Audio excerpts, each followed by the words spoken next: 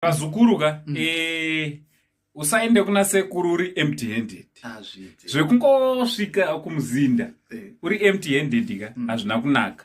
But tisatataura nyedu kana uri munyowani panapa tinoti smash the subscribe button anditi kuitira mamwe mavideo akawanda paanozoburwa unenge uri kuti angaenda sei anomaona. But anyway, continue. Right, nyaya yangu yanda uye auya kuzoona sekuru studio. Auya nechipo chaauya nacho ichi.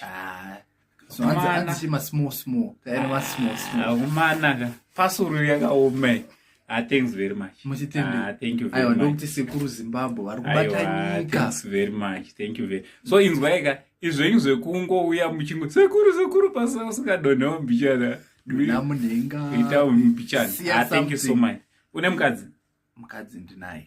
Unonitenderawo kumukadzi wako. Ndezva kuti iwe wega ungambozvifunge. Unoudza mukadzi wako kuti thanks very much. I think vari kuvanonga vachitozvinzwa. Makasimba here ndiri paTV pa YouTube. Oda kufarisani? Oda kufarisa iye mukadzi wangu. Totaura number one fan. Aiwa mukadzi wangu. Mukadzi. Mumwe chete. Alright, so mukadzi wemuzukuru wangu ka. Thank you very much. Aiwa. Zvasvika. From Uncle Sandy, only Zimbabwean uncle. Neni. Na your boy Beats.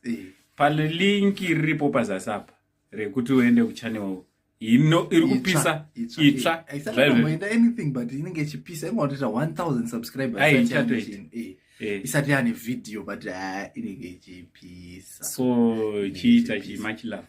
But ndikuona ndakutsukira naunge iwewe hausikona. Havasina musiyano ngekudaro. Imimi sekuru Zimbabwe. Right, you tipedze kuti utaure nyaya. So from the only Zimbabwe uncle and Nino your boy Beats. Not much love.